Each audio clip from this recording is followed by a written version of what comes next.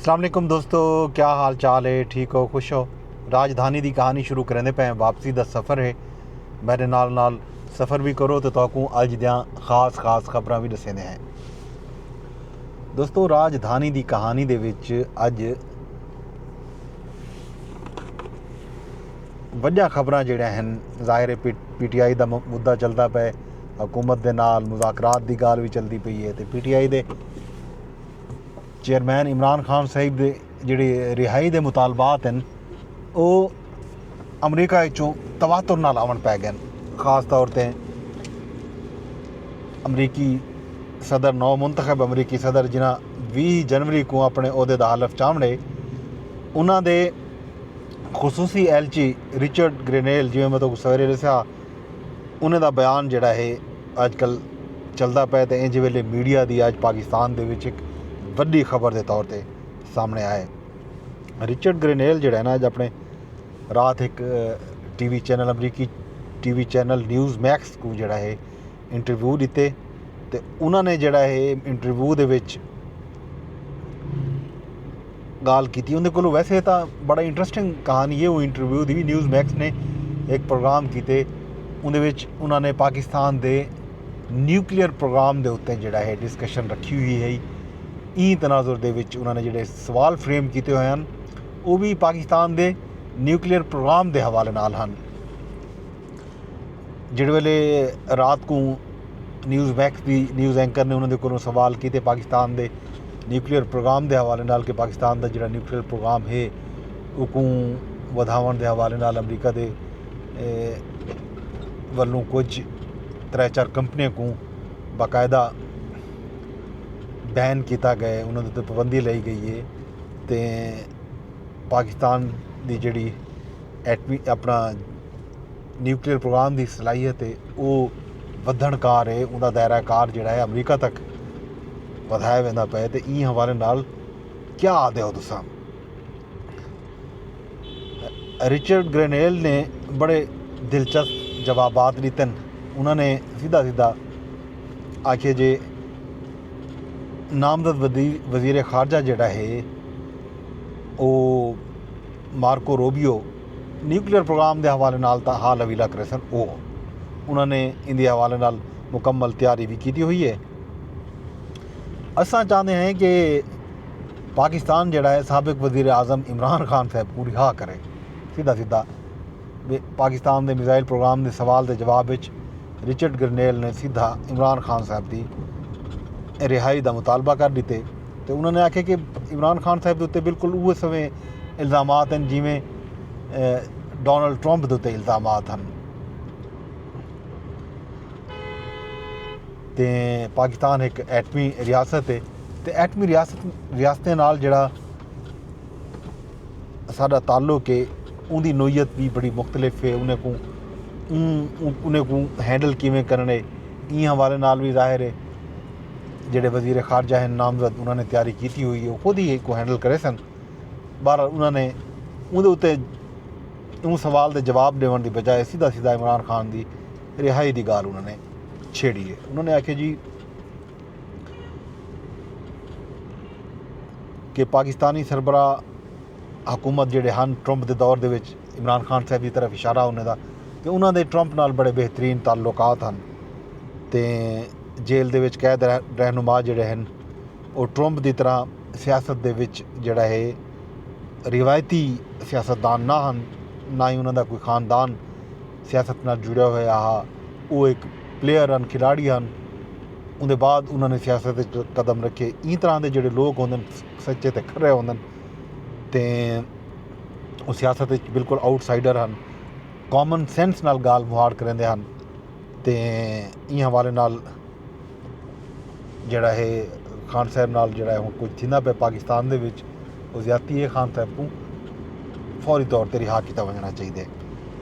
News max को दिते गए इंटरव्यू के जवाब के विफाकी हुकूमत की तरफों भी जवाब है। हुकूमत का मौक़िफ़ वाज़े है।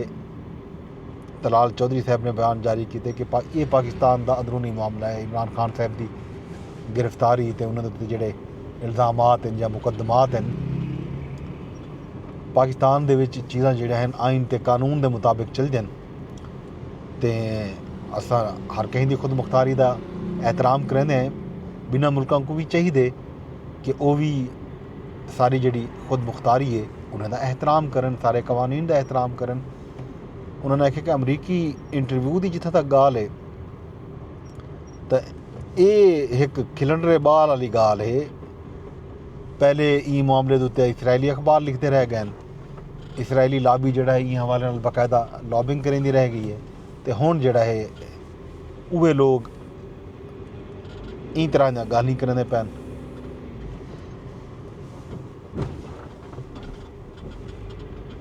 इमरान खान साहब की रिहाई के वास्ते बाकायदा जिहड़ा है मुहिम चलाई गई है। अमरीकी कांग्रेस तो खत लिखवाए गए, यूरोपी यूनियन तो बयानात दिवाए गए, बरतानवी पार्लीमान तो भी खत लिखवाए गए। उन्हें आखे कि वो न्यूज़ मैक्स के प्रोग्राम दे विच खान साहब की रिहाई को पाकिस्तान के मिसाइल प्रोग्राम नाल जुड़ा गए। ये एक फिक्रमंदी वाली गाल है। तो उवेले अमरीका को कोई फिक्र कहना ही जिहड़े वेले खान साहब के अपने दौर के विच सियासी कैदी हैं, पाकिस्तान के सियासतदाने को नामवर सियासतदाने के खिलाफ मुकदमात बनते पे हैं, तो उन्हें को गिरफ्तार पिया किया वेंदा पिया, जेल में सिट्टा वेंदा पिया। उन्हें आखे पाकिस्तान का एटमी या मिसाइल प्रोग्राम जिहड़ा है पाकिस्तान के 25 करोड़ लोगों का प्रोग्राम है। पाकिस्तानी कौम पेट ते पत्थर बध के अपनी खुद मुख्तारी वास्ते ई प्रोग्राम को चलाए। उन्हें आखे पाकिस्तान का एटमी प्रोग्राम ते मिसाइल प्रोग्राम ना होवे हा तो इंदा हाल भी शाम, लीबिया ते इराक वाली कार होवे। पाकिस्तान एक जिम्मेदार एटमी कुवत है तो हमेशा पाकिस्तान ने जिम्मेदारी का मुजाहरा किया। उन्हें आखे बानी PTI इमरान खान साहब मगरब के ऐलानिया हिमायत नाल इवें समझो बिल्ली जिहड़ा है थैले तो बाहर आ गई है। असें वादे करते पे हैं कि इमरान खान की जिहड़ी रिहाई है आइन ते कानून के तहत ही अमल आ सकती है।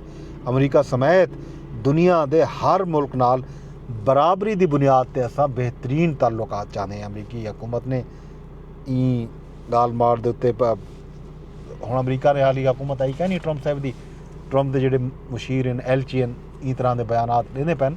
देखो हुकूमत के बयानात भी आने पैन। ई तो इलावा जिहड़े हैं कुछ खास खबरां वो मैं तो दसई वना।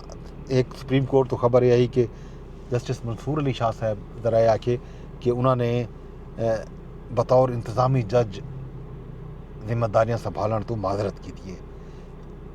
जस्टिस कादी फैज़ इस दौर में उन्होंने हवाले नाल एक नोटिफिकेशन जारी थी रजिस्ट्रार सुप्रीम कोर्ट की तरफों, तो उन्होंने इंतज़ामी जज द जिम्मेदारियां दित्तियां गई हैं। तो बाकी गाल मुहार जिहड़ी है PTI नाल चलती पई है, उन हवाले नाल भी कुछ खास खबर हैं। वज़ीर आला मुराद अली शाह ने अज गुफ्तगू की कि मुज़ाकरात नाल जिहड़ा है कम अगू ते वधना चाहिए। मुज़ाकरात जमहूरीत दा हुसन हैं ते कायदे आज़म दा पाकिस्तान जिहड़ा है असां उसको मिल के ही अगू ते घिन के वन सकते हैं। सदर जरदारी ने शहबाज शरीफ की क्यादत हुकूमत को मुआशी इस्तेहकाम की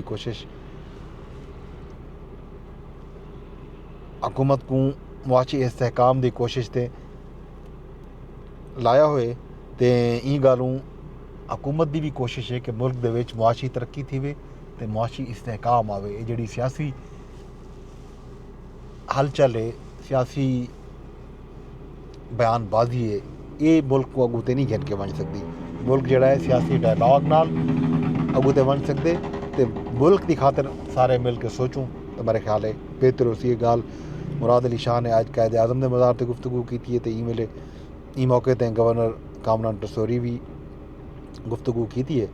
तो बाकी शायद काकान अब्बासी साहब भी अज सिंध के दौरे ते आन ते वाल मुल्तान भी पहुँचन, तो उन्होंने भी आखे कि नून लीग जिहड़ा है हुकूमत होने के बावजूद वज़ीराई नहीं हासिल कर सकी। मुल्क 3 जमातां इकतदार चन, मंशूर तमाम जमातें ने बहुत सारा गालियां, लेकिन वो अपने मंशूर के मुताबिक डिलीवर करने कामयाब कोई नहीं। हुकूमत ते अपोजिशन दी गालियां जिहड़ियां हैं वो पार्लीमान दे विच होने चाहिए। तो इमरान खान साहब की उन्हें आखे कि जेल तरबियत पे थी है तो हर सियासतदान जेल में वेंदे ते उत्थां हर सियासतदान की तरबियत थी। खान साहब जो जेल चो बाहर आसन वो एक तरबियत याफ्ता सियासतदान हो सन। ये गल शायद खान अब्बासी साहब ने की है। बाकी गल ही चल जा पैन राजधानी चो या हाज़री कबूल करो। बाकी गल ही कल तो दसे सूँ आज छुट्टी का त्यौहार भी आ, क्रिसमस का त्यौहार भी आ, सारी तरफों तमाम देखने वाले को सुनने वाले को क्रिसमस का ढेर सारे मुबारक। कल सवेरे तक मैं कोई इजाजत तो ई दुआ दे नाल ते ई रिक्वेस्ट दे नाल कि मेरे व्लॉग को तुसें शेयर जरूर करने फेसबुक ते ट्विटर ते यूट्यूब ते भी कमेंट कर छुड़ा है। बड़ी मेहरबानी।